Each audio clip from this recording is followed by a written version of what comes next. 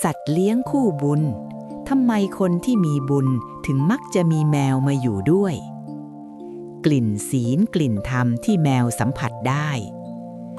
พวกเจ้าเคยสังเกตไหมว่า แมวเป็นสัตว์ที่รักสันโดษมีโลกส่วนตัวสูงและที่สำคัญคือมันเลือกที่อยู่มากนะลูกนะโบราณท่านว่าไว้แมวเป็นสัตว์ที่มีสัมผัสพิเศษมันไม่ได้มองเห็นแค่เพียงทางกายภาพแต่มันสัมผัสได้ถึงกระแสพลังงานหรือที่ยายเรียกง่ายๆว่ากลิ่นของความใจดีในบ้านหลังไหนที่มีความเย็นสิริมีคนที่มีจิตใจเมตตาไม่ค่อยโกรธไม่ค่อยหลงพลังงานในบ้านนั้นจะนิ่งและเป็นระเบียบเหมือนสายน้ำที่ไหลเอื่อยๆซึ่งนั่นแหละคือที่ที่แมวโหยหาที่สุดยายจะบอกให้ว่าคนที่มีบุญในที่นี้ไม่ได้หมายถึงคนที่มีเงินทองล้นฟ้านะลูกแต่หมายถึงคนที่มีกายสิทธิ์หรือมีศีลเสมอกันกับสัตว์ที่รักสงบเมื่อจิตใจเราสงบพลังงานรอบตัวเราจะดึงดูดสิ่งที่มีพลังงานใกล้เคียงกันเข้ามาเจ้าแมวพวกนี้มันฉลาดนักมันรู้ว่าอยู่กับใครแล้วจะร่มเย็นอยู่กับใครแล้วจะปลอดภัยจากการเบียดเบียนในตำราโบราณเขายังแอบกระซิบไว้อีกว่าแมวคือสัตว์ที่ทำหน้าที่เป็นทูตแห่งกรรมดีพวกมันมักจะมาปรากฏตัวในจังหวะที่ชีวิตของคนคนนั้นกำลังจะเปลี่ยนผ่านไปสู่ทิศทางที่ดีขึ้นเหมือนเป็นการส่งสัญญาณว่าความเป็นมงคลกำลังจะมาเยือนถึงหัวบันไดบ้านแล้วแต่ก็นั่นแหละจ้ะเมื่อมีแมวเข้ามาในบ้านสิ่งหนึ่งที่ตามมาคือเรื่องของความสะอาดและบรรยากาศในบ้านยายเองถึงจะเป็นคนแก่แต่ยายก็ชอบให้บ้านสะอาดสะอ้านยายจำได้ว่าเมื่อก่อนตอนไม่มีแมวบ้านก็ดูแลง่อยหน่อยพอมีเจ้าเหมียวเข้ามาขนมันก็ร่วงบ้างมีกลิ่นสาบสัตว์บ้างตามธรรมชาติของมันแต่เจ้าเชื่อไหมสมัยนี้เขามีเครื่องมือทุ่นแรงที่เป็นเหมือนผู้ช่วยของคนรักสัตว์เลยล่ะยายหมายถึงพวกเครื่องที่ช่วยทำความสะอาดอากาศนะลูกพอเราเปิดทิ้งไว้มันจะช่วยดูดซับกลิ่นและขนเล็กๆที่เรามองไม่เห็นทำให้บ้านที่เลี้ยงแมวไม่มีกลิ่นเหม็นอับเลยสักนิดแขกไปใครมาก็ไม่รู้ว่าบ้านนี้มีแมวเยอะเพราะอากาศมันสดชื่นเหมือนนั่งอยู่กลางทุ่งหญ้าแถมยังช่วยเรื่องภูมิแพ้ให้ลูกหลานที่มาเยี่ยมยายด้วยนะพออากาศสะอาดใจเราก็สะอาดตามไปด้วยเลี้ยงแมวแล้วบ้านไม่เหม็นใจมันนิ่งพอที่จะสร้างบุญต่อได้ยาวๆการที่แมวเลือกเดินเข้ามาหาเรามันคือบททดสอบแรกของสวรรค์เลยนะลูกว่าเราจะมีเมตตาพอที่จะแบ่งปันพื้นที่ชีวิตให้กับสิ่งมีชีวิตเล็กๆหรือเปล่าถ้าเราเปิดใจรับนั่นคือเราเริ่มสร้างมหาทานที่ยิ่งใหญ่ที่สุดคือการให้ชีวิตและที่พักพิงซึ่งผลบุญตรงนี้แหละที่จะย้อนกลับมาส่งเสริมดวงชะตาเราอย่างไม่คาดคิดเจ้าเคยสงสัยไหมล่ะว่าทำไมบางคนเลี้ยงแมวแล้วรวยเอาเลี้ยงแมวแล้วคนรักคนเมตตา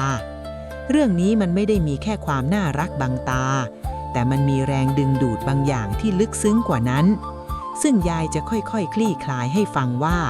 พลังงานในตัวแมวเขาสามารถปรับเปลี่ยนชะตาชีวิตคนเลี้ยงได้อย่างไรบ้างโดยเฉพาะการทำหน้าที่เป็นตัวกรองพลังงานลบที่พวกเจ้าอาจจะไม่เคยรู้มาก่อนเลยทีเดียวแมวผู้ทำหน้าที่เป็นเครื่องกรองพลังงานลบและสิ่งอัปมงคลต่อจากเมื่อกี้ที่ยายทิ้งปมไว้ว่าแมวคือตัวกรองพลังงานเจ้าเคยเห็นเวลาแมวมันนั่งจ้องไปในที่ว่างๆหรือที่มืดๆในบ้านไหมลูกคนสมัยนี้อาจจะบอกว่ามันมองจิ้งจกหรือมองฝุ่นแต่นักปราชญ์โบราณท่านบอกไว้ว่าแมวมีดวงตาที่เข้าถึงมิติของพลังงานที่มนุษย์ทั่วไปสัมผัสไม่ได้เมื่อมีพลังงานที่ไม่ดีหรือที่คนโบราณเรียกว่าพลังงานอวมงคลหลุดลอดเข้ามาในอาณาเขตของบ้านแมวจะเป็นด่านแรกที่รับรู้และเข้าไปขัดขวางทันทีธรรมชาติของแมวเป็นสัตว์ที่มีประจุไฟฟ้าในตัวสูงมากและมีความนิ่งของจิตใจในระดับที่ลึกซึ้งการที่แมวไปนอนทับตรงนั้นตรงนี้ในบ้านบางครั้งไม่ใช่เพราะมันขี้เกียจนะลูกแต่มันกำลังทำหน้าที่ปรับสมดุลหรือห่วงจุ้ยทางพลังงานตรงจุดนั้นอยู่บ้านคนมีบุญมักจะมีเทวดาคุ้มครองและแมวพวกนี้แหละท ที่เป็นเหมือนสัตว์พาหนะของเทพเทวาเหล่านั้นที่ส่งมาเพื่อคอยสอดส่องดูแลหากบ้านไหนมีแมวที่ดูร่าเริงแจ่มใสนั่นแสดงว่าพลังงานในบ้านนั้นดีมากแต่ถ้าแมวในบ้านเริ่มกระสับกระส่ายนั่นคือสัญญาณเตือนให้เจ้าของบ้านต้องรีบทำบุญตักบาตรหรือสำรวจจิตใจตัวเองดูว่าช่วงนี้เราเผลอเอาความทุกข์ความร้อนเข้ามาในบ้านมากเกินไปหรือเปล่าคนโบราณเชื่อกันว่าแมวเป็นสัตว์ที่ยอมรับเคราะห์แทนเจ้าของได้ในระดับหนึ่งด้วยนะโดยเฉพาะเรื่องของไสยศาสตร์หรือสิ่งไม่ดีที่คนมองไม่เห็นถ้ามีคนคิดร้ายส่งสิ่งไม่ดีมาทางไสยเวท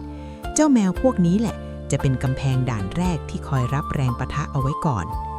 จึงไม่แปลกเลยที่คนมีบุญซึ่งมักจะมีศัตรูหรือคนอิจฉาริษยาตามล้างตามเช็ดอยู่เสมอจะมีแมวมาอยู่ข้างกายเพื่อเป็นยามเฝ้าแผ่นดินทางวิญญาณให้ยายเคยเห็นมานักต่อนักแหละคนที่ใจดีเลี้ยงแมวจรจัดวันดีคืนดีแมวตัวนั้นกลับช่วยเตือนภัยจากงูเงี้ยวเขี้ยวขอหรือแม้แต่เตือนเรื่องฟืนไฟในบ้านได้อย่างน่าอัศจรรย์ที่สำคัญไปกว่านั้นการอยู่กับแมวทำให้จิตใจของคนเราอ่อนโยนลงโดยไม่รู้ตัวความอ่อนโยนนี่แหละลูกคือพลังงานบุญชั้นเลิศเมื่อเราเมตตาแมวแมวมันก็มอบความรักกลับคืนมาการลูบตัวแมวเบาๆในขณะที่มันทำเสียงครางครืดๆในลำคอนั่นแหละคือกระบวนการบำบัดทางจิตใจที่ธรรมชาติสร้างมาให้มันช่วยลดความดันโลหิตลดความเครียดและทำให้คลื่นสมองของเราเข้าสู่สภาวะที่สงบซึ่งสภาวะนี้เองที่ทำให้เรามีสติปัญญาในการแก้ปัญหาชีวิตได้ดีขึ้นเหมือนบุญส่งเสริมให้เห็นทางสว่างผ่านเจ้าแมวน้อยตัวนี้แต่อย่าเพิ่งเชื่อยายหมดนะเพราะเรื่องของแมวกับคนมีบุญมันยังมีลึกไปถึงเรื่องของรูปลักษณ์และลักษณะเด่นตามตำราสมุดข่อยโบราณที่ระบุไว้เลยว่าแมวแต่ละสีแต่ละลักษณะมีผลต่อโชคลาภของเจ้าของบ้านต่างกันอย่างไรบางตัวมาเพื่อเรียกทรัพย์บางตัวมาเพื่อเสริมอำนาจบารมีหรือบางตัวมาเพื่อนำพาความร่มเย็นมาให้คนในครอบครัวโดยเฉพาะซึ่งในตอนต่อไปยายจะพาพวกลูกๆไปทำความรู้จักกับตำราแมวไทยโบราณกันว่าแมวแบบไหนนะที่เรียกว่าแมวให้คุณและถ้าเจ้าได้ครอบครองแม้เพียงตัวเดียวชีวิตของเจ้าจะเปลี่ยนไปชนิดที่ว่าบุญหล่นทับจนตั้งตัวไม่ติดเลยทีเดียวละลูกเอ๋ยในตำราโบราณท่านว่าไว้ว่าแมวมงคลมีอยู่หลายชนิดนักแต่ที่เด่นๆและคนมีบุญมักจะได้ครอบครองก็คือเจ้าวิเชียรมาศชื่อก็บอกอยู่แล้วว่าหมายถึงทองคำแห่งความรู้หรือเพชรแห่งความรู้ลักษณะของมันจะงามสง่านักขนสีขาวนวลเหมือนสีเปลือกหอยแต่มีจุดแต้มสีเข้มตามตำแหน่งสำคัญ9แห่งทั้งที่หูทั้งสองข้างเท้าทั้ง4หางจมูกและที่สำคัญคืออวัยวะสืบพันธุ์โบราณท่านว่าบ้านไหนได้เลี้ยงวิเชียรมาศบ้านนั้นจะมีทรัพย์สินเงินทองไหลมาเทมาไม่ขาดสายแต่เจ้าอย่ามองแค่เรื่องเงินทองนะลูกลึกไปกว่านั้นคือคนที่จะเลี้ยงวิเชียรมาศให้สง่างามได้ต้องเป็นคนที่มีใจละเอียดอ่อนมีความประณีตในการใช้ชีวิตซึ่งนั่นแหละคือลักษณะของคนที่มีต้นทุนบุญสูงหรือจะเป็นเจ้าสุภลักษณ์ที่มีขนสีน้ำตาลแดงสม่ำเสมอทั้งตัวเหมือนสีทองแดงขนมันวับดั่งทาด้วยน้ำมันเจ้าแมวชนิดนี้หายากนักโบราณท่านเปรียบเปรยว่าเหมือนขุนนางผู้ใหญ่ใครเลี้ยงไว้จะได้ยศถาบรรดาศักดิ์มีคนเคารพนับถือเจ้าลองคิดดูสิลูกทำไมแมวตัวเดียวถึงให้ผลได้ขนาดนั้นจริงๆแล้วมันคือกุศโลบายที่สอนให้คนเลี้ยงรู้จักการบ่มเพาะบารมีเพราะการจะหาแมวหายากมาดูแลได้เจ้าของต้องมีความเพียรมีความเมตตาและมีวาสนาที่ต้องกันพลังงานของความสง่างามในแมวจะสะท้อนออกมาในบุคลิกของเจ้าของทำให้ดูมีสง่าราศีตามไปด้วยยังมีเจ้าโกนจาแมวสีดำสนิทตลอดทั้งตัวดวงตาสีเหลืองดอกสโหนวาววับเหมือนทองคำหลายคนอาจจะกลัวแมวดำนะแต่ยายจะบอกให้ว่าแมวโกนจานี่แหละคือแมวนักปราชญ์คนโบราณเชื่อว่า ช่วยให้เจ้าของมีปัญญาเฉลียวฉลาดเอาตัวรอดได้ในทุกสถานการณ์และความดำสนิทของมันนี่แหละที่เป็นเหมือนเครื่องดูดซับพลังงานที่ไม่ดีไม่ให้เข้ามาถึงตัวคนในบ้านใครที่มีบุญถึงขั้นได้ครอบครองแมวโกนจามักจะเป็นคนที่มีจิตใจแข็งแกร่งไม่หวั่นไหวต่อคำนินทาและมีสมาธิที่แน่วแน่ยายอยากให้เจ้าสังเกตอย่างหนึ่งนะลูกแมวมงคลพวกนี้มักจะไม่เลือกอยู่กับคนที่จิตใจวุ่นวายหรือคนที่ชอบด่าทอสาปแช่งผู้อื่นเพราะสัตว์เหล่านี้มีประสาทสัมผัสที่ไวต่อคลื่นเสียงและอารมณ์มากหากบ้านไหนมีแต่เสียงทะละเบาะแว้งแมวมงคลจะสูบซีดขนไม่เป็นแงวงามหรืออาจจะหนีหายไปเลยดังนั้น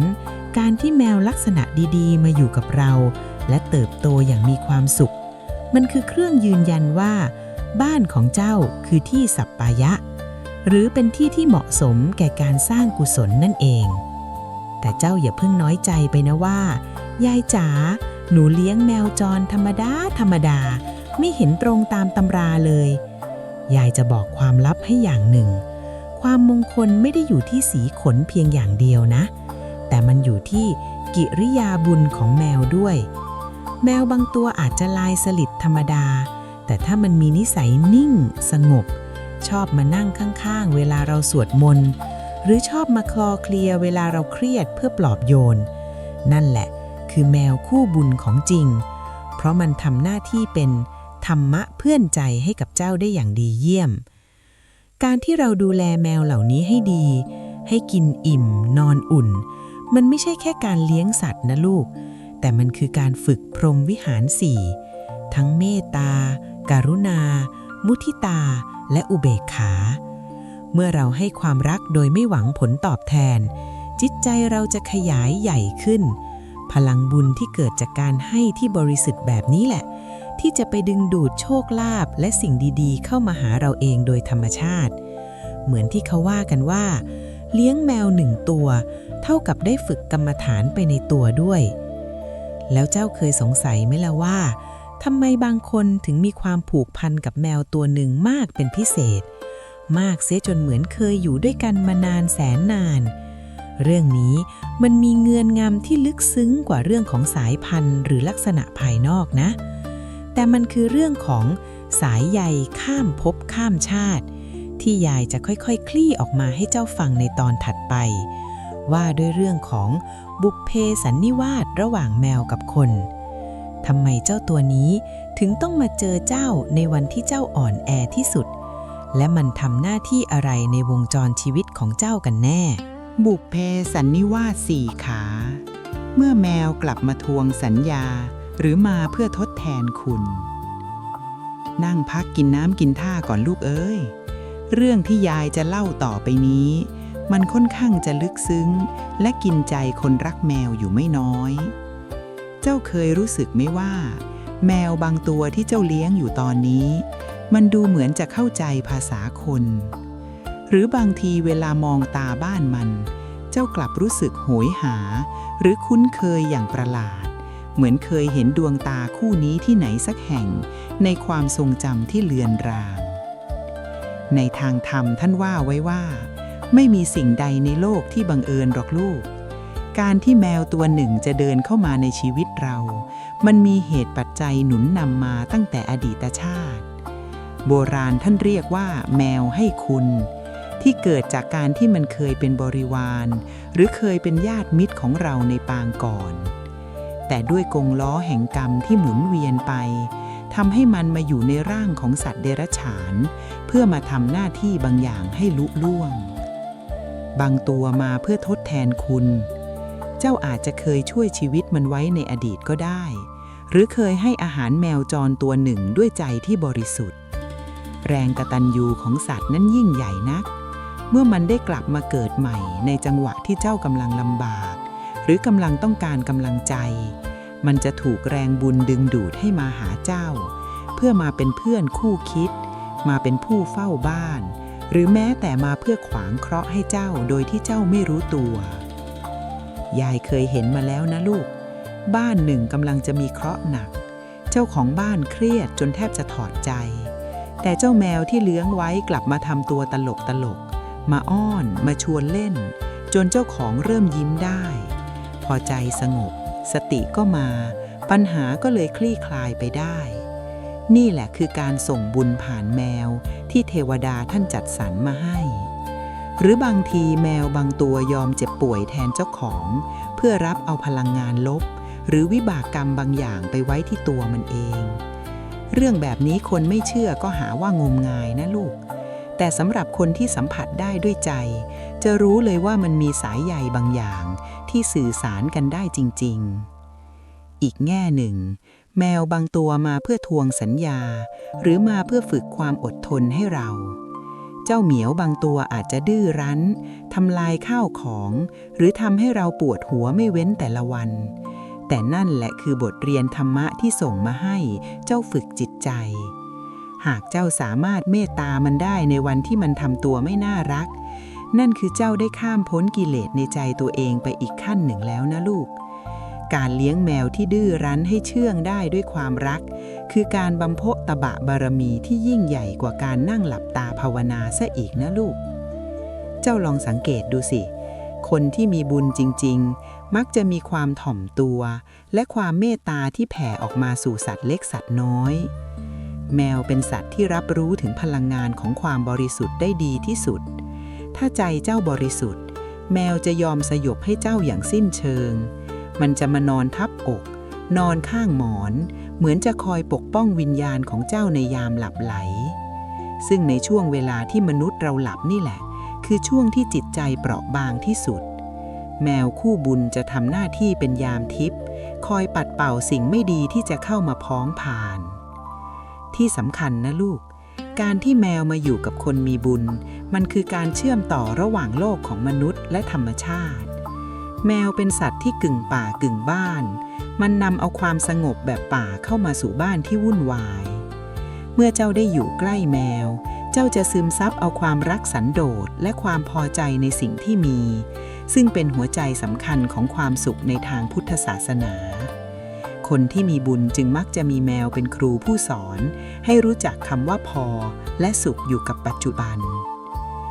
การเดินทางของดวงวิญญาณระหว่างคนกับแมวนั้นมันน่าอัศจรรย์นักลูกบางคนเสียแมวที่รักไปแล้วเสียใจปางตายแต่ไม่นานก็มีแมวตัวใหม่ที่ลักษณะคล้ายเดิมนิสัยเหมือนเดิมเปียบเดินเข้ามาหาในบ้านนั่นไม่ใช่เรื่องบังเอิญหรอกลูกแต่มันคือแรงอธิษฐานที่ผูกพันกันด้วยความรักยายถึงบอกเสมอว่าอย่าไปตีไปรังแกมันเลยทุกชีวิตมีที่มาที่ไปและบางทีเจ้าสี่ขาตัวน้อยนั่นแหละอาจจะเป็นผู้ที่กุมความลับของโชคชะตาเจ้าไว้ในอุ้งเท้าของมันก็ได้นะลูกแต่เจ้าอย่าเพิ่งคิดว่าเรื่องของแมวจะมีแค่เรื่องลี้ลับข้ามภพข้ามชาติเท่านั้นนะลูกในโลกความเป็นจริงแมวมีความสามารถพิเศษในการอ่านใจและพยากรณ์สิ่งที่จะเกิดขึ้นได้ด้วยนะลูกเจ้าเคยสังเกตไหมว่าทำไมแมวถึงรู้ว่าเจ้าจะกลับบ้านก่อนที่เสียงรถจะมาหรือทำไมมันถึงรู้ว่าวันนี้เจ้าเศร้าทั้งที่เจ้ายังไม่ได้เอ่ยปากสักคำในตอนต่อไปยายจะพาเจ้าไปถอดรหัสสัมผัสที่ 6ของแมวว่าพวกมันส่งสัญญาณเตือนภัยหรือบอกข่าวดีให้คนมีบุญได้อย่างไรบ้างนะลูกเรื่องนี้ตื่นเต้นไม่แพ้กันเลยล่ะลูกเอ้ยสัมผัสที่ 6แห่งพยัคฆ์น้อยสัญญาณเตือนภัยที่สวรรค์ส่งมาบอกคนมีบุญคนโบราณท่านเชื่อว่าแมวเป็นสัตว์ที่มีประสาทสัมผัสละเอียดอ่อนกว่ามนุษย์เราหลายเท่านักไม่ใช่แค่เรื่องหูไวตาไวนะแต่ดวงตาของมันสามารถมองเห็นคลื่นพลังงานหรือที่พวกเจ้าสมัยนี้เรียกว่ารังสีอะไรสักอย่างนั่นแหละแต่ยายเรียกมันว่ากายทิพย์หรือพลังงานอาถรรพ์บ้านไหนที่มีคนมีบุญอาศัยอยู่มักจะมีเทวดาคุ้มครองใช่ไหมลูกแต่ในขณะเดียวกันสิ่งที่ไม่ดีหรือพวกสัมภเวสีที่หิวโหยเขาก็มักจะมาขอส่วนบุญหรือบางทีก็มีพวกคุณไสยมนต์ดำที่คนพาลเขาส่งมาลองของเจ้าแมวพวกนี้แหละที่เป็นเหมือนเสาอากาศคอยรับสัญญาณเตือนภัยล่วงหน้ายายจำได้ สมัยยายยังสาวมีเจ้าสัวคนหนึ่งแกเป็นคนใจบุญสุนทานมากชอบทำบุญตักบาตรและเลี้ยงแมวไว้เต็มบ้านมีอยู่คืนหนึ่งเจ้าแมวตัวโปรดของแกที่ชื่อเจ้าทองหลางปกติมันจะนอนนิ่งๆแต่วันนั้นมันกลับกระโดดขึ้นมาบนอกแกแล้วตะกรุยหน้าอกแกอย่างแรงจนแกสะดุ้งตื่นพอแกตื่นมาปุ๊บก็ได้กลิ่นควันไฟไหม้จากห้องเก็บของที่อยู่ติดกันทันทีเห็นไหมลูกถ้าวันนั้นไม่มีเจ้าทองหลางเจ้าสัวคงจะถูกไฟคลอกตายไปแล้วนี่แหละคือการตอบแทนคุณของสัตว์ที่สวรรค์ส่งมาดูแลคนมีบุญแต่เรื่องสัมผัสที่ 6ของแมวไม่ได้มีไว้แค่เตือนภัยจากไฟหรือโจรผู้ร้ายเท่านั้นนะลูกแต่มันยังเตือนภัยทางจิตวิญญาณได้ด้วยยายจะบอกความลับอย่างหนึ่งให้ฟังถ้าวันไหนเจ้าเห็นแมวของเจ้าจ้องมองไปที่มุมห้องแล้วทำขนลุกชี้ชันหรือส่งเสียงขู่ในลำคอทั้งที่ไม่มีอะไรอยู่ตรงนั้นให้เจ้าตั้งสติให้ดีนะลูกอย่าเพิ่งตกใจกลัวแต่ให้เจ้ารีบแผ่เมตตาและสวดมนต์บทสั้นๆเพราะนั่นแปลว่ามีพลังงานลบบางอย่างกำลังพยายามล่วงล้ำเข้ามาในอาณาเขตบ้านของเจ้าและเจ้าแมวน้อยตัวนั้นแหละที่กำลังทำหน้าที่เป็นยามเฝ้าแผ่นดินขัดขวางสิ่งอัปมงคลไม่ให้เข้าถึงตัวเจ้าความน่าอัศจรรย์ของคนมีบุญคือเมื่อมีแมวมาอยู่ด้วยพลังบุญของเจ้ากับพลังสัมผัสของแมวจะเกื้อกูลกันคนมีบุญจะมีจิตใจที่นิ่งและสงบทำให้แมวรู้สึกปลอดภัยและพร้อมที่จะทำหน้าที่อารักขาอย่างเต็มที่ในทางกลับกันถ้าเจ้าเป็นคนจิตใจรุ่มร้อนขี้โมโหแมวจะไม่อยู่ใกล้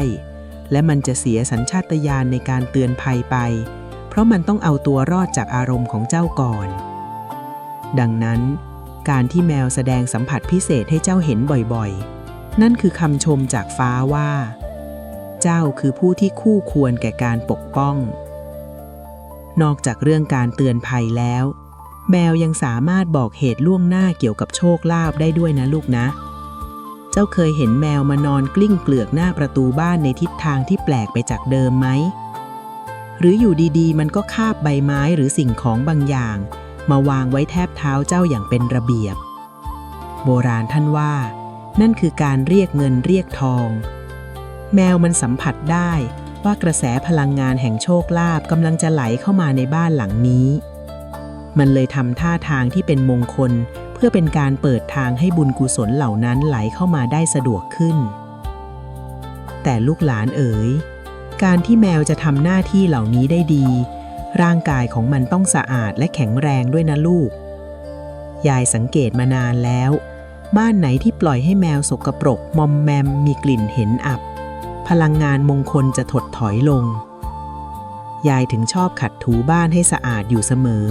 แม้จะเลี้ยงแมวเยอะก็ตามสมัยนี้ดีหน่อยที่เขามีพวกเครื่องมือที่ช่วยกำจัดฝุ่นและขนแมวที่หลบซ่อนตามซอกหลืบได้เกลี้ยงเกลายายเคยเห็นเขาใช้เครื่องที่ดูดฝุ่นไปรอบบ้านนะลูกพอมันดูดขนแมวและสิ่งสกปรกออกไปจนหมดอากาศในบ้านก็เบาสบายแมวก็ร่าเริงและสัมผัสที่ 6ของมันก็จะยิ่งแม่นยำขึ้นเพราะไม่มีสิ่งสกปรกมาบดบังกระแสพลังงานเจ้าลองคิดดูสิว่ามันจะดีแค่ไหนถ้าบ้านของเจ้าสะอาดสะอ้านอากาศบริสุทธิ์และมีเจ้าเหมียวคอยนั่งเป็นยามเฝ้าระวังภัยให้เจ้าด้วยความรักที่แท้จริงความสุขเล็กๆแบบนี้แหละ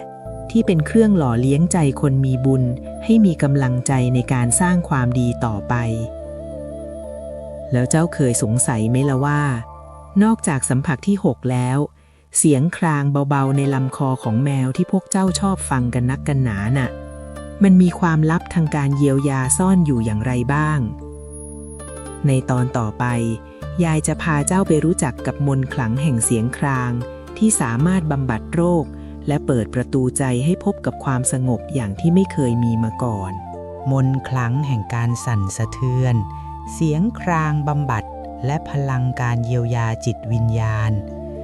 ในทางโบราณเขาเชื่อกันว่าเสียงครางของแมวคือเสียงแห่งความอิ่มบุญเป็นเสียงที่แสดงถึงความไว้วางใจอย่างที่สุด แต่ที่ลึกซึ้งไปกว่านั้นคือ แรงสั่นสะเทือนนี้มีคลื่นความถี่ที่พิเศษนัก มันสามารถช่วยปรับจูนคลื่นสมองของคนเราให้เข้าสู่สภาวะสงบได้โดยอัตโนมัติ เจ้าเคยสังเกตไหมว่าวันไหนที่เจ้าเหนื่อยล้าจากการทำงานหรือเครียดจนหัวจะระเบิด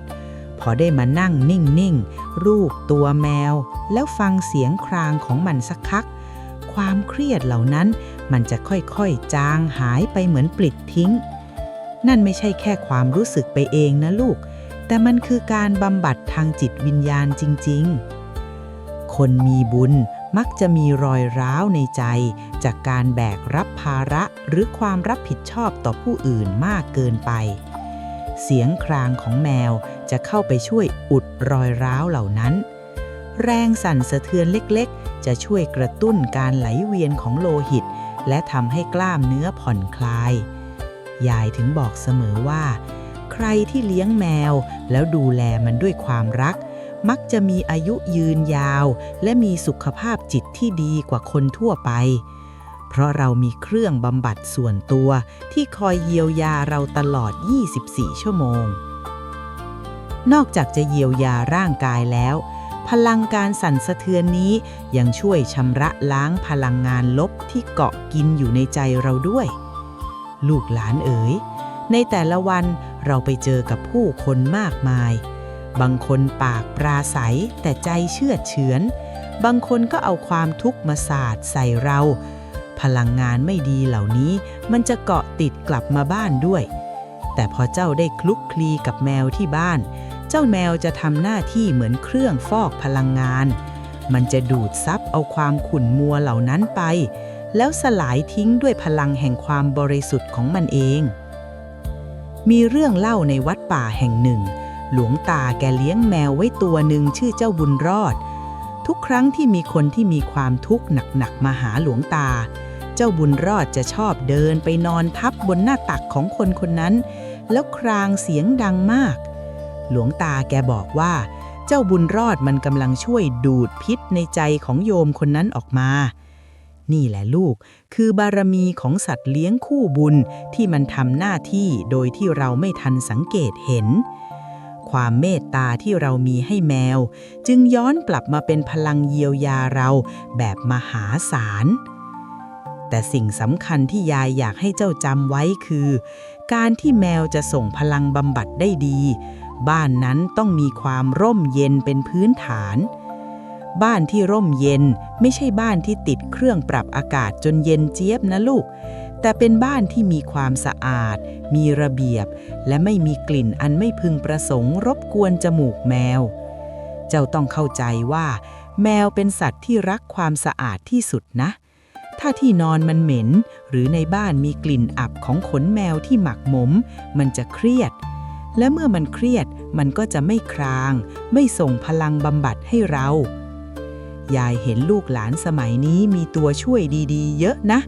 อย่างพวกน้ำหอมปรับอากาศที่ทำจากธรรมชาติหรือพวกสเปรย์ที่ช่วยย่อยสลายกลิ่นเหม็นที่ต้นเหตุได้โดยไม่เป็นอันตรายต่อแมว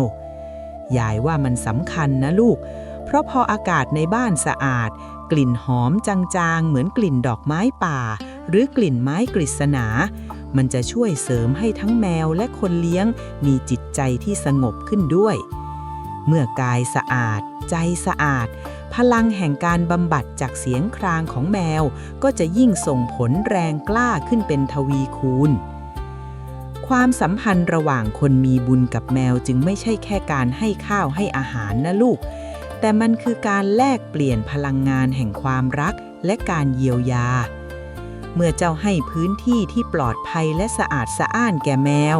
แมวก็จะให้พลังชีวิตและสันติสุขแก่เจ้าเป็นการตอบแทน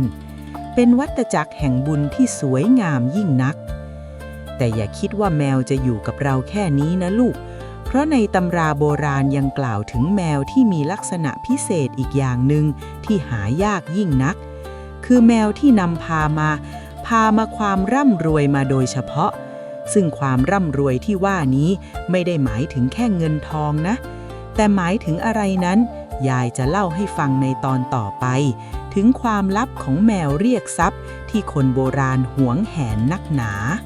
ความลับของแมวเรียกทรัพย์ กุศโลบายแห่งโชคลาภที่มากับความเมตตา ในตำราโบราณท่านว่าไว้ แมวที่ให้คุณทางด้านโชคลาภมักจะมีลักษณะเด่นที่สังเกตได้ไม่ยาก เช่น แมวที่มีขวัญหรือขนที่วนเป็นวงกลมในตำแหน่งมงคล หรือแมวที่มีลักษณะที่เรียกว่า9แต้มซึ่งมีจุดแต้มตามร่างกายครบตามตำราแต่ยายจะบอกความลับที่สำคัญกว่ารูปกายภายนอกให้ฟังนะลูกแมวเรียกทรัพย์ที่แท้จริงคือแมวที่มีจิตจำนงแห่งความกตัญญูเจ้าลองคิดดูสิลูกคนที่จะรวยได้แบบยั่งยืนต้องเป็นคนแบบไหนล่ะก็ต้องเป็นคนที่มีเมตตามหานิยมใช่ไหมล่ะลูกการที่เจ้าเลี้ยงแมวตัวหนึ่งด้วยความรักแท้ๆไม่ได้หวังผลตอบแทนจิตของเจ้าจะแผ่รังสีแห่งความอ่อนโยนออกมารังสีนี้แหละที่ไปดึงดูดใจคนให้อยากเข้าใกล้ใครเห็นเจ้าเขาก็รู้สึกเอ็นดูอยากอุดหนุนอยากช่วยเหลือนี่คือที่มาของคำว่าแมวเรียกทรัพย์ในเชิงกุศโลบายเพราะเมื่อเจ้าของใจดีแมวก็มีความสุขเมื่อแมวมีความสุขพลังงานในร้านหรือในบ้านก็สดใสลูกค้าเดินเข้ามาก็รู้สึกร่มเย็นอยากจะควักเงินซื้อของอยากจะกลับมาอีกรอบยายเคยเห็นอาแปะคนหนึ่งที่ตลาดแกเปิดร้านขายของชำเล็กๆที่ดูซบเซาเหลือเกิน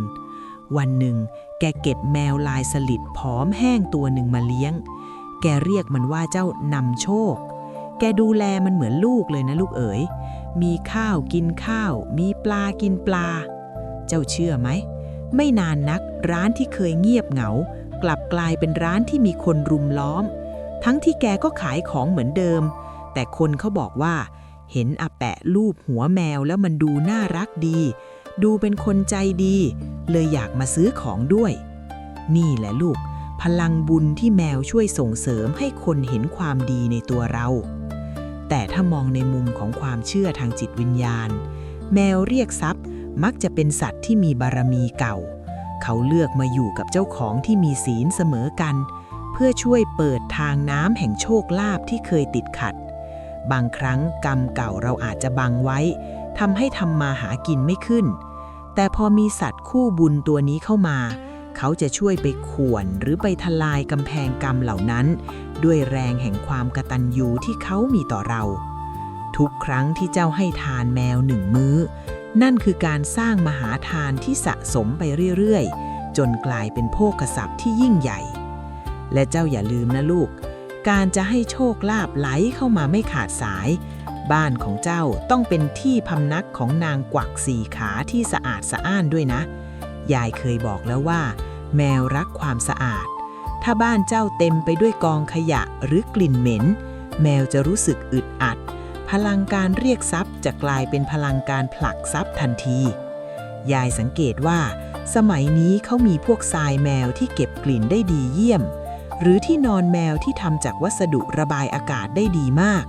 ซึ่งมันสำคัญมากนะลูกเพราะถ้าแมวนอนสบายอารมณ์ดีเขาก็จะขยันเรียกแขกขยันสร้างมงคลให้บ้านเจ้าลองสังเกตดูนะวันไหนที่เจ้าเหมียวของเจ้ามานั่งแต่งตัวเลียขนอย่างสบายใจหน้าประตูบ้านวันนั้นเตรียมตัวให้ดีเถอะลูกอาจจะมีข่าวดีเรื่องเงินทองหรือมีโชคลาภแบบไม่คาดฝันเดินเข้ามาหาเจ้าถึงที่เพราะแมวเขาสัมผัสได้ถึงกระแสลมแห่งความรุ่งเรืองที่กำลังจะพัดมาถึงบ้านเจ้าแล้วล่ะลูกแต่เรื่องของโชคลาภมันก็เป็นเพียงส่วนหนึ่งนะลูกสิ่งที่สำคัญกว่านั้นคือความสงบสุขในครอบครัวซึ่งเจ้าแมวตัวน้อยนี่แหละคือกาวใจและผู้พิทักษ์ความสงบที่เก่งที่สุดในโลกซึ่งยายจะเล่าให้ฟังในตอนต่อไปว่าทำไมบ้านที่มีแมวถึงมักจะเป็นบ้านที่ทะเลาะกันน้อยลงและมีความสุขมากขึ้นอย่างน่าประหลาดใจในทางธรรมท่านว่าไว้บ้านที่เจริญรุ่งเรืองคือบ้านที่มีสิริมงคลสถิตอยู่และสิริมงคลนั้นจะอยู่ไม่ได้เลยในที่ที่มีแต่เสียงก่นด่าหรือการประชดประชันเมื่อไหร่ที่คนในบ้านเริ่มขึ้นเสียงใส่กันเจ้าจะเห็นเลยว่า เจ้าเหมียวจะรีบมุดหนีเข้าใต้เตียงหรือเดินออกจากห้องนั้นไปทันที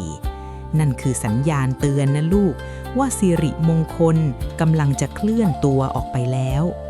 คนที่มีบุญพอกับแมวมักจะเป็นคนที่แคร์ความรู้สึกของสัตว์เลี้ยงพอเห็นแมวตกใจ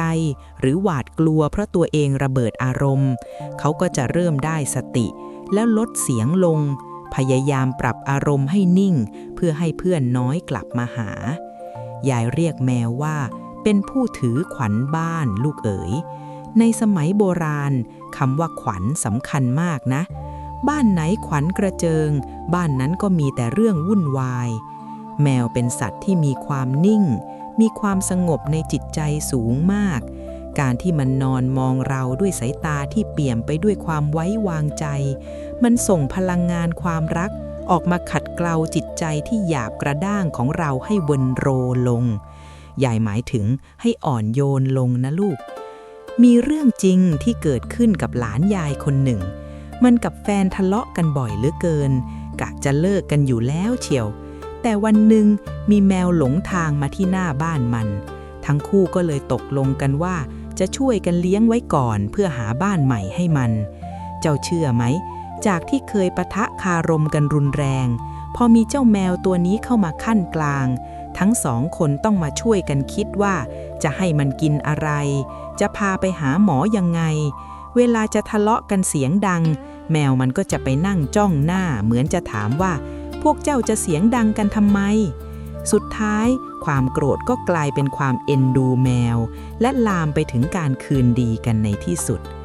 นี่แหละลูกคือบุญสัมพันธ์แมวไม่ได้มาเพื่อกินนอนเฉยๆแต่มันมาเพื่อเป็นครูสอนอารมณ์ให้เราการที่เราต้องคอยเอาใจใส่สิ่งมีชีวิตที่พูดไม่ได้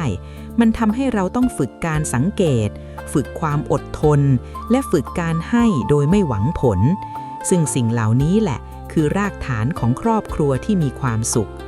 คนที่มีบุญถึงมักจะมีแมวมาอยู่เคียงข้างเพื่อเป็นเครื่องเตือนใจให้รักษาศีลข้อที่ 4คือการไม่ใช้วาจาหยาบคายต่อกันนั่นเองนอกจากจะเป็นกาวใจแล้ว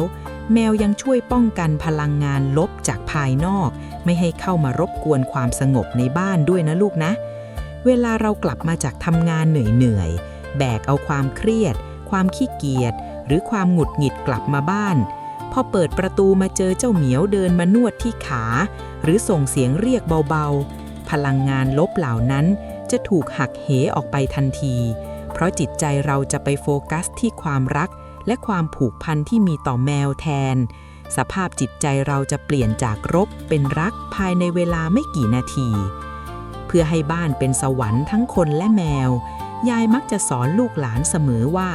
การจัดบรรยากาศในบ้านให้โล่งโปร่งและสะอาดคือสิ่งจำเป็นมากแมวที่อารมณ์ดีจะช่วยหนุนนำให้คนในบ้านใจเย็นขึ้นลองหาเครื่องหอมจากธรรมชาติที่กลิ่นไม่ฉุนเกินไปหรือใช้ผลิตภัณฑ์ทำความสะอาดที่ไม่มีสารเคมีตกค้างเพราะจมูกของแมวนั้นไวต่อสารพิษมากถ้าบ้านสะอาดแมวก็จะมีสุขภาพจิตดีและเขาก็จะแผ่พลังงานแห่งความสงบออกมาปกคลุมบ้านของเจ้าให้ร่มเย็นเป็นสุขอยู่เสมอแต่ลูกเอ๋ยความลึกลับของแมวคู่บุญยังไม่หมดแค่นี้นะเจ้าเคยได้ยินเรื่องแมวพยากรณ์อากาศหรือแมวเตือนภัยพิบัติไหมและที่สำคัญที่สุดคือแมวสามารถสื่อสารกับจิตวิญญาณบางอย่างที่คอยดูแลบ้านเราได้ด้วยนะในตอนต่อไปยายจะพาเจ้าไปพบกับความลับที่เหนือธรรมชาติยิ่งกว่าเดิมว่าโดยเรื่องของแมวกับเทพารักษ์ประจำบ้านว่าเขาสื่อสารกันยังไงและทำไมแมวถึงรู้ความเคลื่อนไหวของฟ้าดินล่วงหน้าได้เสมอทูตสื่อสารแห่งภูมิวิญญาณเมื่อแมวเป็นสะพานเชื่อมระหว่างเรากับเทพารักษ์เรื่องที่ยายจะเล่าต่อไปนี้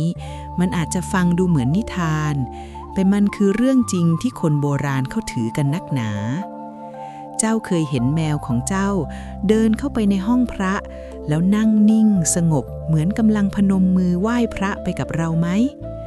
หรือบางทีมันก็ชอบไปนั่งจ้องศาลพระภูมิหน้าบ้านนั่งมองด้วยแววตาที่เปี่ยมไปด้วยความเคารพอย่างบอกไม่ถูก เรื่องนี้ล่ะลูกที่เขาเรียกว่าแมวคือทูตสื่อสารแห่งภูมิวิญญาณในความเชื่อโบราณท่านว่าไว้ว่าทุกบ้านจะมีเจ้าที่เจ้าทางหรือเทพารักษ์ที่คอยคุ้มครองดูแลบ้านเรือนอยู่แต่ด้วยความที่ท่านอยู่ในอีกมิติหนึ่งมนุษย์เราที่มีกิเลสหนาปัญญาหยาบมักจะสัมผัสท่านไม่ได้แต่สัตว์ที่มีจิตบริสุทธิ์และมีสัญชาตญาณลึกลับอย่างแมวเนี่ยแหละที่เป็นสื่อกลางระหว่างโลกมนุษย์กับโลกวิญญาณเจ้าแมวพวกนี้เขามีความสามารถพิเศษในการมองเห็นแสงแห่งบุญของเทพทวาที่สถิตอยู่ในอาณาเขตบ้านคนที่มีบุญมักจะได้รับความเมตตาจากสิ่งศักดิ์สิทธิ์และสิ่งที่เทพท่านจะใช้ในการให้พรหรือเตือนภัยก็คือสัตว์เลี้ยงในบ้านนี่แหละลูกเจ้าเคยเห็นไหมเวลาที่บ้านเรากำลังจะมีโชคลาภก้อนใหญ่หรือจะมีแขกผู้ใหญ่มาเยือนเจ้าเหมียวมักจะทำตัวร่าเริงผิดปกติเดินนวดนั่นนวดนี่หรือเดินไปนั่งรอที่ประตูหน้าบ้านล่วงหน้าเป็นชั่วโมงนั่นไม่ใช่เพราะมันหิวหรอกนะแต่มันได้รับสัญญาณจากภูมิวิญญาณว่ามงคลกำลังจะมาเยือนมันเลยไปทำหน้าที่ต้อนรับในแบบของมันยายจำได้ว่าเมื่อก่อนบ้านไม้หลังเก่าของยายมีเจ้าแมวสีสวาดตัวหนึ่งชื่อเจ้าบุญมาวันดีคืนดีเจ้าบุญมามันจะชอบไปนั่งหน้าศาลตายายแล้วทำท่าทางเหมือนกำลังคุยกับใครบางคนทั้งสายหางทั้งส่งเสียงครางเบาๆในลำคอยายสังเกตว่าถ้าวันไหนเจ้าบุญมาทำแบบนี้วันถัดมามักจะมีคนเอาของกินของใช้มาฝากยายเสมอหรือไม่ยายก็จะได้ยินข่าวดีเรื่องลูกหลานหลวงพ่อท่านเคยบอกยายว่าแมวมันสัมผัสได้ถึงกระแสจิตของเจ้าที่เจ้าทางถ้าเราเลี้ยงมันดีมันก็จะช่วยสื่อสารขอพรจากท่านให้เราอีกแรงหนึ่งด้วยนะลูกแต่สิ่งที่สำคัญที่สุดคือความกตัญญูของแมวต่อเจ้าที่เจ้าทางนะลูกนะแมวที่คนมีบุญเลี้ยงไว้มักจะรู้ความมันจะไม่ไปทำความสกปรกแถวหิ้งพระหรือศาลพระภูมิเลยมันเหมือนมีกฎเกณฑ์บางอย่างที่มันยึดถือเองโดยธรรมชาตินี่แหละคือเครื่องหมายว่าบ้านของเจ้ามีพลังงานที่สะอาดและเป็นระเบียบเมื่อเจ้าที่เจ้าทางท่านเห็นว่าคนในบ้านเมตตาต่อสัตว์น้อยใหญ่ท่านก็ยิ่งอำนวยพรให้รุ่งเรือง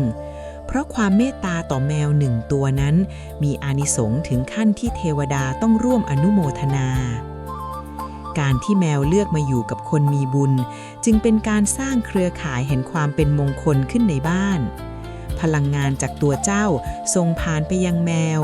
และแมวก็นำพลังงานนั้นไปสื่อสารกับภูมิวิญญาณทำให้บ้านหลังนั้นเป็นบ้านที่ผีคุ้มเทวดาปกป้องอย่างแท้จริงแต่ลูกหลานเอ๋ยนอกจากการสื่อสารกับสิ่งศักดิ์สิทธิ์แล้วแมวยังทำหน้าที่เป็นกระจกเงาสะท้อนใจเราด้วยนะเจ้าเคยสงสัยไหมว่าทำไมวันไหนที่เจ้าอารมณ์เสียแมวมันถึงไม่เข้าใกล้หรือวันไหนที่เจ้าเศร้ามันถึงมาซบที่ตักไม่ยอมห่างพลังงานความนิ่งและการสังเกตของแมวมันสอนธรรมะเราได้ลึกซึ้งนักซึ่งยายจะเล่าให้ฟังต่อถึงบทเรียนเรื่องความอดทนและการรอคอยที่แมวใช้สอนคนมีบุญให้ประสบความสำเร็จในชีวิตปรัชญาแห่งความเงียบสงบบทเรียนเรื่องการรอคอยที่แมวมอบให้คนมีบุญเจ้าเคยนั่งมองแมวเวลาที่มันกำลังซุ่มล่าจิ้งจกหรือมองนกบ้างไหมลูกมันจะนั่งนิ่งเสียจนเหมือนรูปปั้นลมหายใจแผ่วเบากล้ามเนื้อทุกส่วนเกรงเตรียมพร้อมแต่ใจมันไม่รุ่มร้อนเลยนะลูกมันรอได้เป็นชั่วโมงเพื่อจังหวะเดียวที่ถูกต้องที่สุดนี่แหละคือธรรมะจากแมวที่สวรรค์ส่งมาสอนคนมีบุญเพื่อให้เขาก้าวไปสู่ความสำเร็จที่ยิ่งใหญ่ขึ้นคนที่มีบุญหลายคนมักจะมีจุดอ่อนเรื่องความใจร้อนหรือการอยากเห็นผลของความดีทันตาเห็น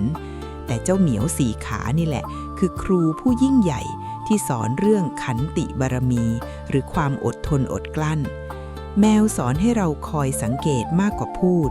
สอนให้เรานิ่งเพื่อรวบรวมพลังและสอนให้เราลงมือทำในจังหวะที่ใช่ที่สุดการที่แมวมาอยู่ข้างๆเราเวลาที่เราต้องตัดสินใจเรื่องใหญ่ๆในชีวิต พลังความนิ่งของมันจะแผ่ซ่านเข้ามาในจิตใจเราทำให้เราไม่หวือหวามไม่ตัดสินใจด้วยอารมณ์ยายจะบอกให้ว่านักธุรกิจเก่งๆหรือผู้หลักผู้ใหญ่ที่มีบารมีสูงหลายคนมักจะชอบนั่งมองแมวในยามเย็นเพราะเขาได้สมาธิจากการมองความเคลื่อนไหวที่ช้าแต่ชัวร์ของมันการที่เจ้าเลี้ยงแมวและได้ซึมซับนิสัยนิ่งสงบสยบความเคลื่อนไหวของมันไปทีละนิดจะทำให้เจ้าเป็นคนที่มีตบะบารมีสูงขึ้นโดยไม่รู้ตัวคนรอบข้างจะรู้สึกว่าเจ้ามีพลังบางอย่างที่น่าเกรงขามแต่ก็ร่มเย็นเหมือนแมวที่ดูนิ่งแต่มีอำนาจอยู่ในทีความน่าสนใจอีกอย่างคือแมวเป็นสัตว์ที่เลือกกินเลือกนอนและเลือกที่อยู่ความพิถีพิถันของมันนี่แหละที่สอนให้คนมีบุญรู้จักการเลือกสิ่งที่ดีที่สุดกับชีวิตแมวไม่เคยยอมทนอยู่ในที่ที่สกปรกหรือมีกลิ่นเหม็นถ้าที่นอนมันไม่สะอาดมันจะไม่นอนถ้าอาหารไม่ดีมันจะไม่กินสิ่งนี้เตือนใจเราว่าเราเองก็ควรจะรักษาจิตใจและสภาพแวดล้อมให้สะอาดบริสุทธิ์อยู่เสมอหากเราอยากให้สิริมงคลสถิตอยู่กับเราเราก็ต้องหมั่นชำระล้างใจให้สะอาดเหมือนที่แมวมันเหลียขนตัวเองวันละหลายๆรอบที่สำคัญแมวสอนให้เรารักตัวเองในแบบที่ถูกต้องนะลูกนะเจ้าเห็นไหมว่าแมวมันไม่เคยแคร์ว่าใครจะคิดยังไงกับมันมีความสุขในโลกของมันเองแต่มันก็ทำหน้าที่ของมันอย่างดีที่สุดนี่คือการปล่อยวางที่ลึกซึ้งมากลูกคนมีบุญมักจะแบกโลกไว้ทั้งใบแบกความหงของคนอื่นไว้จนหนักอึ้งแต่พอหันมามองแมวที่นอนหงายท้องอย่างสบายใจมันเหมือนคำเตือนใจว่าวางลงบ้างก็ได้ลูกเอ๋ยสุขอยู่กับปัจจุบันนี่แหละคือบุญที่แท้จริงการที่เจ้าดูแลแมวให้มีที่นอนที่นุ่มสบายอบอุ่นและสะอาดสะอ้านมันไม่ใช่แค่การตามใจสัตว์นะลูกแต่มันคือการฝึกการใส่ใจในรายละเอียดเมื่อเจ้าใส่ใจแม้แต่เรื่องเล็กๆของสัตว์เลี้ยงเจ้าก็จะใส่ใจเรื่องเล็กๆของคนในครอบครัวและงานที่เจ้าทำพลังงานแห่งความประณีตนี่แหละจะส่งผลให้ชีวิตของเจ้ามีความมั่นคงและมีคุณภาพแต่อย่าเพิ่งคิดว่าแมวจะแค่มานั่งสอนธรรมะเราเฉยๆนะลูกนะความลี้ลับของแมวคู่บุญยังมีเรื่องที่เกี่ยวกับดวงชะตาโดยตรงด้วยเจ้าเคยได้ยินคำว่าแมวแก้ดวงไหมบางคนเกิดมามีดวงชะตาที่อาภัพรักหรือดวงที่เก็บเงินไม่อยู่แต่พอได้แมวที่ลักษณะถูกโฉลกมาเลี้ยงดวงกลับเปลี่ยนจากหน้ามือเป็นหลังมือได้อย่างน่าเหลือเชื่อซึ่งในตอนต่อไปยายจะมาขยี้เรื่องนี้ให้ฟังว่าแมวแต่ละประเภทไปช่วยซ่อมแซมส่วนที่สึกหรอในดวงชะตาของคนมีบุญได้อย่างไรเตรียมตัวฟังให้ดีนะลูกเรื่องนี้ใครพลาดไปถือว่าเสียบุญวาสนาจริงๆแมวแก้ดวงชะตาพลิกฟื้นวิบากกรรมด้วยพลังงานบริสุทธิ์ในตำราโหราศาสตร์โบราณที่ยายเคยได้ยินพวกคนแก่คนเฒ่าคุยกันเขาบอกว่าแมวเป็นสัตว์ที่มีพลังงานหยินหรือพลังงานความเย็นที่สูงมากหากดวงชะตาของเจ้ากำลังตกอยู่ในช่วงที่พระราหูเข้าพระเสาแทรก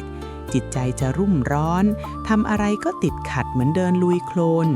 พลังงานรอบตัวเจ้าจะขุ่นมัวเป็นสีเทดำซึ่งพลังงานแบบนี้แหละที่ดึงดูดเรื่องร้ายๆเข้ามาหาแต่พอมีแมวเข้ามาอยู่ในอาณาเขตบ้านเจ้าแมวจะทำหน้าที่เหมือนฟองน้ำทิพย์มันจะคอยดูดซับเอาความรุ่มร้อนและประจุไฟฟ้าลบในอากาศไปไว้ที่ตัวมันเองแล้วสลายทิ้งผ่านการนอนหลับและการเลียขนของมันยายเคยเห็นหลานชายคนหนึ่งดวงตกชนิดที่ว่างานก็หลุดเงินก็หายแฟนก็ทิ้งหน้าตานี่หมองคล้ำไม่มีราศีเลยลูกเอ๋ยจนกระทั่งมันไปเก็บแมวหลงมาเลี้ยงตัวหนึ่งเป็นแมวสีเทาที่ดูหม่นๆเหมือนดวงมันนั่นแหละแต่มันก็เมตตาเลี้ยงดูอย่างดีเจ้าเชื่อไหมว่าพอมันเริ่มลูบหัวแมวเริ่มคุยกับแมวพลังความอ่อนโยนมันเริ่มทำงานหน้าตาที่เคยบึ้งตึงก็เริ่มอ่อนลงศีลข้อเมตตามันเกิดพลังงานรอบตัวเปลี่ยนไปจนในที่สุดงานใหม่ก็เข้ามาแบบงงๆเรื่องนี้ไม่ใช่เรื่องบังเอิญหรอกลูกแต่มันคือการที่แมวช่วยถ่ายเทพลังงานเสียออกจากตัวเจ้าของเพื่อเปิดพื้นที่ให้พลังงานบุญใหม่ๆไหลเข้ามาได้เจ้าลองสังเกตดูสิเวลาที่แมวเดินผ่านหน้าเราหรือมานอนขวางทางเราบางครั้งมันไม่ได้กวนนะ แต่มันกำลังตัดกระแสความคิดฟุ้งซ่านของเจ้าอยู่ คนมีบุญที่ดวงกำลังจะเปิดมักจะสัมผัสได้ว่าการอยู่กับแมวทำให้ใจเรานิ่งขึ้น เมื่อใจนิ่งปัญญาจะเกิด เมื่อปัญญาเกิดทางแก้ปัญหาชีวิตก็จะปรากฏขึ้นมาเอง นี่แหละคือการแก้ดวงแบบทางธรรมที่ไม่ต้องไปสะเดาะเคราะห์ที่ไหนไกลแค่เลี้ยงแมวด้วยใจที่บริสุทธิ์ดวงที่เคยหนักก็จะเบาลงดวงที่เคยแห้งแล้งก็จะกลับมาชุ่มชื่นเหมือนได้รับน้ำมนต์จากฟ้าแต่ความลับที่ยิ่งใหญ่กว่านั้นคือสีของแมวที่สัมพันธ์กับธาตุในตัวเจ้าของด้วยนะลูกนะบางคนธาตุไฟร้อนแรงต้องเลี้ยงแมวสีขาวเพื่อความร่มเย็นบางคนธาตุน้ำอ่อนแอต้องเลี้ยงแมวสีส้มเพื่อเพิ่มพลังชีวิตเรื่องพวกนี้มันละเอียดอ่อนนักยายจะบอกให้ว่าการที่แมวตัวหนึ่งเลือกเดินเข้ามาหาเจ้าในวันที่เจ้ากำลังท้อแท้ที่สุดนั่นคือสัญญาณว่าสวรรค์กำลังส่งหมอรักษาดวงมาให้เจ้าแล้วและถ้าเจ้าดูแลเขาดีอานิสงส์นี้จะส่งผลไวกว่าการทำทานแบบอื่นซะอีกลูกเอ๋ยแล้วเจ้าเคยรู้ไหมว่าการที่แมวชอบมานอนบนอกหรือมานวดตามเนื้อตัวเราเนี่ยมันไม่ใช่แค่การแสดงความรักนะแต่มันคือการกดจุดสะท้อนพลังงานเพื่อปรับสมดุลธาตุในร่างกายให้เจ้าด้วยความนิ่งของแมวคือสมาธิชั้นสูงที่ส่งผ่านสัมผัสมายังคนเลี้ยงซึ่งเรื่องของการเยียวยาด้วยสัมผัสนี้มันลึกซึ้งถึงขั้นเปลี่ยนนิสัยคนได้เลยทีเดียวเชียวละลูกซึ่งในตอนต่อไปยายจะพาเจ้าไปเจาะลึกเรื่องอานิสงส์ของการช่วยแมวจรว่าทำไมการให้ชีวิตใหม่แก่แมวที่ไม่มีที่ไปถึงได้สร้างมหาทานที่หนุนดวงชะตาให้พุ่งทะยานได้อย่างรวดเร็วนักมหาทานแห่งการให้ชีวิตอานิสงส์ของการชุบเลี้ยงแมวจรจัดเรื่องแมวแก้ดวงน่ะแค่น้ำจิ้มแต่เรื่องการชุบเลี้ยงแมวจรนี่แหละคือหัวใจของการสร้างบารมีของคนมีบุญในยุคนี้เลยเจ้าเคยเห็นไหมแมวผอมโซตาแฉะขนมอมแมมที่เดินตามถังขยะน่ะหลายคนมองว่าน่ารังเกียจแต่สำหรับคนที่มีตาในหรือมีจิตเป็นกุศลเขาจะเห็นว่านั่นคือขุมทรัพย์แห่งบุญที่มีชีวิตเชียวนาการที่เจ้าเมตตาหยิบยื่นอาหารมื้อหนึ่งหรือเปิดประตูบ้านรับเอาชีวิตที่กำลังจะดับสูญเข้ามาดูแลมันคือการสร้างมหาทานในทางพุทธศาสนาท่านว่าการให้ชีวิตคือทานที่สูงที่สุดยิ่งกว่าการให้เงินทองซะอีกเพราะชีวิตของสัตว์เหล่านี้เขามีเพียงชีวิตเดียวเขาไม่มีทรัพย์สินไม่มีชื่อเสียงสิ่งเดียวที่เขามีคือลมหายใจเมื่อเจ้าเป็นผู้รักษาลมหายใจนั้นไว้แรงกตัญญูที่พุ่งออกมาจากใจของสัตว์ที่รอดตายมันมีอานุภาพมหาศาลนักมันจะกลายเป็นเกราะเพชรคอยคุ้มครองเจ้าจากอุปสรรคทั้งปวงยายจะบอกความลับให้อย่างหนึ่งนะลูกแมวจรที่ถูกช่วยเหลือมามักจะรู้คุณมากกว่าแมวที่เกิดมาบนกองเงินกองทองซะอีกเจ้าสังเกตดูสิแมวพวกนี้จะเจียมเนื้อเจียมตัวชอบมาคลอเคลียเหมือนจะบอกขอบคุณอยู่ตลอดเวลาพลังแห่งความกตัญญูนี้เองที่จะไปกระตุ้นให้เทวดาประจำตัวของเจ้าท่านอนุโมทนาสาธุการเมื่อไหร่ที่เจ้าตกทุกข์ได้ยากแรงบุญจากการช่วยแมวจรนี่แหละจะส่งผลให้มีคนแปลกหน้าหรือโอกาสที่ไม่คาดฝันเข้ามาช่วยเจ้าเหมือนที่เจ้าเคยช่วยแมวแปลกหน้านั่นเองอานิสงส์ของการเลี้ยงแมวจรยังช่วยเรื่องสุขภาพด้วยนะลูกนะโบราณท่านว่าใครที่มีโรคภัยไข้เจ็บเบียดเบียนหรือมีเคราะห์เรื่องการเจ็บป่วยให้ลองเลี้ยงสัตว์ที่เจ็บป่วยหรือพิการดูความเมตตาที่เจ้ามีให้เขาจะไปตัดรอนวิบากกรรมเรื่องการเบียดเบียนชีวิตคนอื่นในอดีตชาติลงเมื่อเจ้าดูแลเขาจนแข็งแรงพลังชีวิตของเขาที่ฟื้นคืนมาจะสะท้อนกลับมาหาเจ้าทำให้เจ้ามีสุขภาพที่แข็งแรงขึ้นจิตใจที่เคยห่อเหี่ยวก็จะกระปี้กระเป๋าขึ้นอย่างประหลาดแต่สิ่งที่ยาอยากให้เจ้าสังเกตคือคนที่ชอบช่วยแมวจรมักจะเป็นคนที่มีเสน่ห์เมตตามหานิยมโดยธรรมชาติเพราะจิตใจที่เต็มไปด้วยการให้นั้นมันจะเปล่งประกายออกมาทางสีหน้าและดวงตาใครเห็นก็อยากเข้าใกล้อยากพูดคุยด้วยสิ่งนี้แหละที่นำมาซึ่งสายสัมพันธ์อำยายหมายถึงคอนเน็กชันนะลูกและโอกาสดีๆในหน้าที่การงานมันคือการสร้างบารมีที่เกิดจากเนื้อนาบุญตัวเล็กๆที่เดินดินอยู่รอบตัวเรานี่เอง อย่างไรก็ตามการจะเลี้ยงแมวจรให้ได้บุญเต็มเม็ดเต็มหน่วยเจ้าต้องทำด้วยความยินดีไม่ใช่ทำด้วยความจำใจนะลูกการจัดที่ทางให้เขานอนสะอาดการดูแลเรื่องความสะอาดในบ้านไม่ให้มีกลิ่นรบกวนเพื่อนบ้านก็เป็นส่วนหนึ่งของการรักษาศีลและรักษาน้ำใจคนรอบข้างด้วยยายถึงบอกเสมอว่าบ้านที่เลี้ยงแมวจรแล้วรุ่งเรืองคือบ้านที่สะอาดทั้งกายและสะอาดทั้งใจเพราะถ้าเจ้าเลี้ยงแมวแล้วปล่อยให้บ้านเหม็นจนคนอื่นสาปแช่งแทนที่จะได้บุญมันจะได้บาปมาแทนนะลูกเอ๋ยอานิสงส์ของการให้ที่ยิ่งใหญ่นี้มันจะค่อยๆสะสมในบัญชีบุญของเจ้าจนวันหนึ่งมันจะกลายเป็นปาฏิหาริย์ที่เจ้าเองก็คาดไม่ถึงเจ้าเคยเห็นไหมคนที่เกือบจะประสบอุบัติเหตุแต่รอดมาได้หวุดหวิดหรือคนที่กำลังจะหมดตัวแต่กลับมีลาภลอยมาช่วยไว้ทันเวลาหลายครั้งมันมาจากแรงบุญเล็กๆที่เจ้าสะสมไว้กับการช่วยชีวิตเพื่อนร่วมโลก4ขาพวกนี้นี่แหละและที่น่าอัศจรรย์ใจยิ่งกว่าคือแมวพวกนี้เขาสามารถสื่อสารกับเจ้าที่เจ้าทางในบ้านเจ้าได้ด้วยนะเพื่อบอกกล่าวความดีของเจ้าให้ท่านได้รับรู้ซึ่งในตอนต่อไปยายจะเล่าเรื่องราวความสัมพันธ์ลับๆระหว่างแมวกับพระภูมิเจ้าที่ว่าเขาคุยอะไรกันและเขาช่วยดลบันดาลความสงบสุขให้บ้านเราได้อย่างไรในทางโบราณเขาเชื่อกันว่าแมวเนี่ยเป็นสัตว์ที่มีญาณอย่างรู้และมีหน้าที่เป็นผู้ส่งสารระหว่างโลกมนุษย์กับภูมิวิญญาณบ้านของคนมีบุญ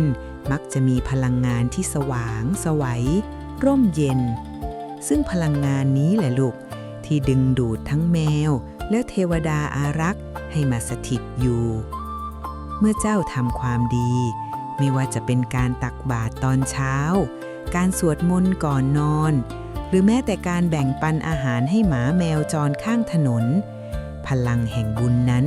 จะแผ่ซ่านออกมาจากตัวเจ้าเป็นรังสีที่มองไม่เห็นด้วยตาเปล่าแต่เจ้าแมวพวกนี้มันเห็นลูกเอ้ยมันเห็นชัดยิ่งกว่าเราเห็นแสงไฟนีออนซะอีกแล้วเจ้าเชื่อไหมว่าเจ้าที่เจ้าทางท่านก็เอ็นดูสัตว์เหล่านี้พ่อแก่แม่แก่ที่รักษาบ้านท่านมักจะใช้แมวเป็นตัวกลางในการสังเกตพฤติกรรมของคนในบ้านเวลาที่แมวแกนั่งอยู่หน้าศาลท่านไม่ได้แค่มาขอกินน้ำแดงที่เจ้าถวายหรอกนะแต่มันกำลังมารายงานว่า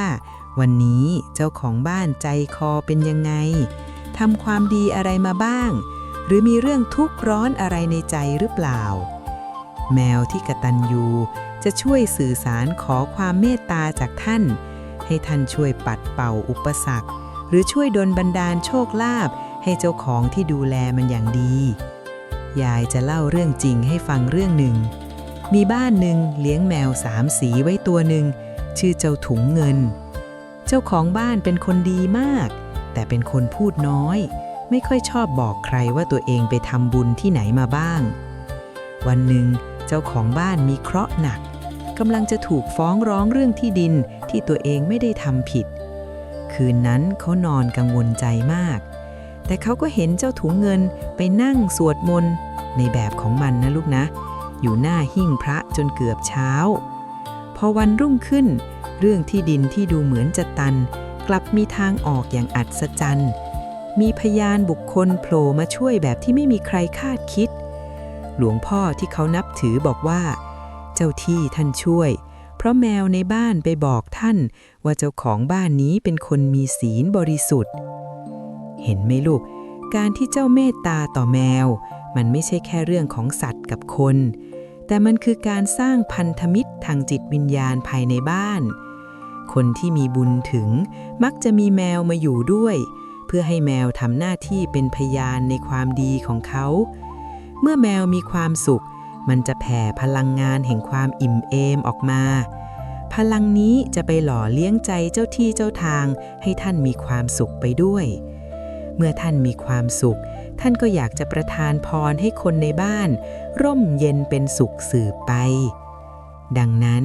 เวลาเจ้าเห็นแมวจ้องมองไปในความว่างเปล่าอย่าไปกลัวว่ามันเห็นผีเห็นสางแบบในหนังนะลูกให้เจ้าลองตั้งจิตอนุโมทนาบุญร่วมกับมัน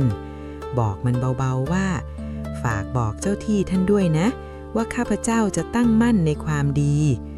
แล้วเจ้าจะรู้สึกได้เลยว่า บรรยากาศในบ้านมันจะเบาสบายขึ้นอย่างประหลาดความสัมพันธ์ที่ลึกซึ้งนี้เองที่ทำให้บ้านคนมีบุญไม่เคยเหงียวเหงา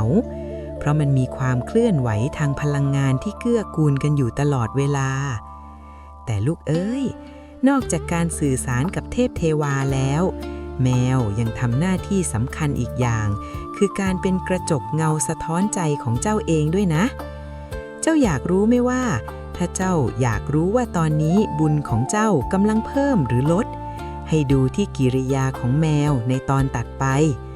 ยายจะมาเล่าเรื่องแมวคือเครื่องตรวจวัดระดับบุญให้ฟังกันชัดๆเลยล่ะลูกแมวคือเครื่องวัดระดับบุญกระจกเงาสะท้อนภาวะจิตใจคนเลี้ยงเมื่อกี้ยายพูดถึงเรื่องแมวคุยกับเจ้าที่ไปแล้วทีนี้เรามาพูดเรื่องที่ใกล้ตัวเจ้าที่สุดคือเรื่องของใจเจ้าเองเจ้าเคยสงสัยไหมว่าทำไมบางวันเจ้าเรียกแมวแทบตายแต่มันกลับเมินหน้าหนีหรือบางวันเจ้ายังไม่ทันอ้าปากเรียกเลยแต่มันกลับเดินมาคลอเคลียมานั่งจ้องตาเหมือนจะถามว่าวันนี้มีอะไรให้ข้ารับใช้หรือเปล่าเรื่องนี้ไม่ใช่แค่เรื่องอารมณ์ขึ้นลงของแมวนะลูกแต่มันคือการสะท้อนพลังงานบุญในตัวเจ้าในขณะนั้นต่างหากยายจะบอกให้ว่าแมวเป็นสัตว์ที่ไวต่อเคลื่อนความคิดของมนุษย์มากที่สุดในบรรดาสัตว์เลี้ยงทั้งหมดคนที่มีบุญหรือช่วงที่จิตใจของเจ้ากำลังผ่องใสมีสมาธิและมีความเมตตาพลังงานรอบตัวเจ้าจะเป็นสีขาวนวลร่มเย็นเหมือนน้ำในสระที่นิ่งและสะอาดแมวมันจะชอบพลังงานแบบนี้มากมันจะรู้สึกปลอดภัยและอยากเข้าใกล้อยากมานอนทับอยากมาอยู่ข้างๆเพื่อซึมซับเอาความเย็นสิรินั้นไว้แต่ในทางกลับกันวันไหนที่เจ้ามีแต่ความโกรธความโลภหรือความฟุ้งซ่านพลังงานรอบตัวเจ้าจะขุ่นมัวสั่นสะเทือนรุนแรงเหมือนน้ำที่กำลังเดือดแมวมันสัมผัสได้ปุ๊บมันจะถอยห่างทันทีเพราะมันรู้สึกไม่สบายตัวดังนั้นยายถึงเรียกแมวว่าเป็นเครื่องตรวจวัดระดับบุญแบบพกพาได้เลยลูกเอ๋ยถ้าวันไหนเจ้าเห็นแมวที่บ้านเริ่มมีพฤติกรรมก้าวร้าวดื้อรั้นหรือไม่ยอมให้เข้าใกล้อย่าไปดุมันนะลูกให้เจ้าหันกลับมามองใจตัวเองก่อนว่าวันนี้เราเผลอโกรธใครมาหรือเปล่าหรือวันนี้เราทำงานด้วยความละโมบจนลืมศีลธรรมไหมแมวมันไม่ได้รังเกียจเจ้าหรอกนะแต่มันรังเกียจพลังงานลบที่เจ้าแบกกลับมาบ้านต่างหากคนมีบุญที่แท้จริงจะรู้ตัวทันทีเมื่อแมวแสดงกิริยาแบบนั้นแล้วเขาจะรีบทำสมาธิแผ่เมตตาหรือปรับอารมณ์ให้นิ่งเมื่อใจเจ้ากลับมาสว่างไสวเจ้าแมวก็จะเดินกลับมาหาเจ้าเองโดยไม่ต้องเรียกนี่คือบทเรียนธรรมะที่เรียบง่ายแต่ลึกซึ้งที่สุดที่แมวมอบให้นอกจากนี้แมวยังช่วยฝึกเรื่องความอดทนและการละวางตัวตนให้เราด้วยนะลูกนะการเลี้ยงแมวเจ้าจะเอาใจตัวเองเป็นใหญ่ไม่ได้เจ้าสั่งให้แมวทำตามใจเจ้าทุกอย่างเหมือนหมาไม่ได้หรอกเพราะแมวมันมีความเป็นตัวของตัวเองสูงสิ่งนี้แหละที่มาดัดนิสัยคนที่มีอีโคสูงหรือคนที่ชอบบงการคนอื่นคนที่มีบุญจนได้เลี้ยงแมวมักจะถูกขัดเกลาให้กลายเป็นคนใจเย็นลงรู้จักรอคอยและรู้จักการให้ความรักโดยไม่หวังผลตอบแทนเพราะแมวมันอาจจะไม่ตอบแทนอะไรเจ้าเลยนอกจากความนิ่งเฉยนะแต่ในความนิ่งเฉยนั่นแหละคือการสอนให้เจ้าปล่อยวางจากความคาดหวังซึ่งเป็นยอดแห่งบุญในทางธรรมเจ้าลองสังเกตดูสิคนที่เลี้ยงแมวแล้วใจเย็นขึ้นมักจะเป็นคนที่ทำมาค้าขายรุ่งเรืองหรือเจรจาพ่องานเก่งขึ้นเพราะเขาได้ฝึกการอ่านใจและการเข้าหาจากเจ้าแมวเหมียวนี่เองเมื่อเขาสามารถชนะใจสัตว์ที่เอาใจยากอย่างแมวได้เขาก็ชนะใจคนได้ทั่วโลก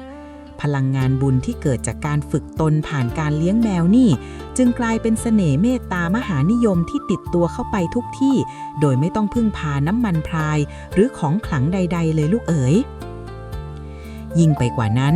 การที่เจ้าดูแลรักษาความสะอาดให้แมวไม่ว่าจะเป็นที่นอนที่ต้องสะอาดสะอ้านอากาศในบ้านที่ต้องสดชื่นไร้กลิ่นรบกวนจมูกสัตว์มันคือการฝึกความละเอียดรอบคอบและสัปปายะซึ่งเป็นหัวใจสำคัญของการเจริญกรรมฐานบ้านที่สะอาดและมีแมวที่อารมณ์ดีคือบ้านที่พร้อมรับโชคลาภตลอดเวลาแต่ลูกเอ๋ยเรื่องของแมวกับบุญวาสนามันยังมีมิติที่ลึกไปถึงเรื่องการแก้เคราะห์และรับเคราะห์แทนด้วยนะเจ้าเคยได้ยินไหมว่า ทำไมแมวบางตัวถึงยอมเจ็บยอมตายแทนเจ้าของในตอนต่อไป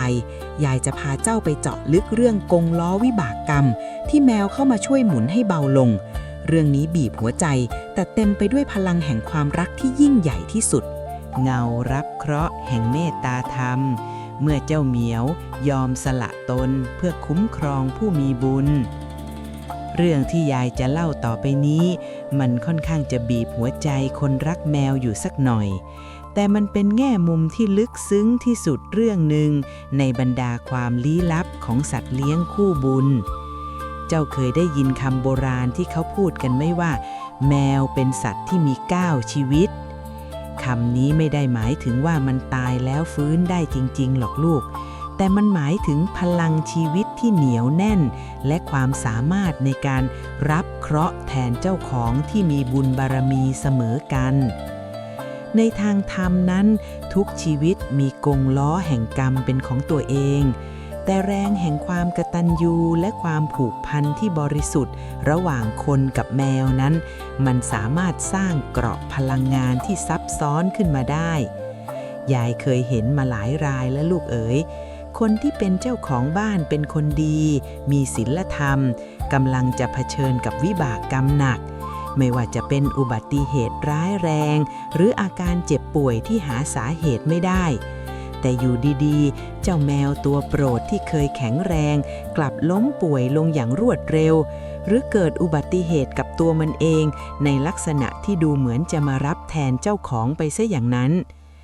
มีเรื่องจริงที่เกิดขึ้นในหมู่บ้านเก่าของยายมีคุณหลวงท่านหนึ่งแกเป็นคนเมตตามากชอบช่วยเหลือคนยากคนจนและเลี้ยงแมววิเชียรมาศไว้คู่หนึ่งวันหนึ่งคุณหลวงแกมีเกณฑ์ชะตาขาดตามตำราโหราศาสตร์คืนนั้นขณะที่แกกำลังจะก้าวขึ้นรถม้าเจ้าแมวตัวหนึ่งกลับกระโดดตัดหน้าแล้วส่งเสียงร้องโวยวายอย่างที่ไม่เคยทำมาก่อนจนคุณหลวงต้องชะงักฝ่าเท้าลงไปดูวินาทีนั้นเองที่คานหลังคาโรงรถที่ผุพังได้ร่วงหล่นลงมาตรงจุดที่แกควรจะยืนอยู่พอดีเจ้าแมวตัวนั้นถูกทับบาดเจ็บสาหัสแต่มันก็รอดชีวิตมาได้ราวกับปาฏิหาริย์หลวงพ่อที่วัดท่านบอกว่านั่นแหละลูกคือการตัดรอนวิบากกรรมโดยใช้พลังชีวิตของสัตว์ที่รักเจ้าของมาเป็นตัวขั้นกลางคนที่มีบุญมักจะมีเทวดาคุ้มครองและเทวดาท่านมักจะใช้สื่อที่ใกล้ชิดที่สุดก็คือสัตว์เลี้ยงนี่แหละในการเตือนภัยหรือรับแรงกระแทกจากพลังงานลบที่พุ่งเข้ามาหาเราแมวเป็นสัตว์ที่ไวต่อสัมผัสแห่งความตายและเคราะห์ร้ายมากที่สุดเมื่อมันเห็นว่าเจ้าของที่มันรักกำลังจะเผชิญหน้ากับอันตรายจิตที่บริสุทธิ์ของมันจะยอมสละความสุขสบายของตัวเองเพื่อปกป้องนี่คือมหาเมตตาที่ซ่อนอยู่ในอุ้งเท้าเล็กๆของมันอยากให้เจ้าเข้าใจนะลูกว่าการที่แมวรับเคราะห์แทนเราไม่ใช่ว่าเราไปแช่งหรือไปโยนความซวยให้มันนะแต่มันเกิดจากพันธสัญญาทางจิตวิญญาณที่พวกเจ้ามีต่อกันมาหลายภพหลายชาติความรักที่แมวมีให้คนมีบุญนั้นมันยิ่งใหญ่จนก้าวข้ามสัญชาตญาณการเอาตัวรอดไปเสียสิ้นดังนั้นหากวันใดที่เจ้าเสียสัตว์เลี้ยงที่รักไปในจังหวะที่ชีวิตเจ้ากำลังมีปัญหาให้เจ้าพึงระลึกไว้เถิดว่าบางทีเขาอาจจะยอมแบกรับภาระบางอย่างไปแทนเจ้าแล้วเพื่อให้เจ้าได้มีโอกาสอยู่สร้างบุญสร้างกุศลต่อไปในโลกนี้จงขอบคุณดวงวิญญาณดวงนั้นด้วยใจที่บริสุทธิ์และหมั่นทำบุญอุทิศส่วนกุศลไปให้เขาเพราะการที่แมวตัวหนึ่งยอมสละชีวิตหรือสุขภาพเพื่อเจ้าของคือการสร้างบารมีขั้นสูงของดวงวิญญาณสัตว์เดรัจฉาน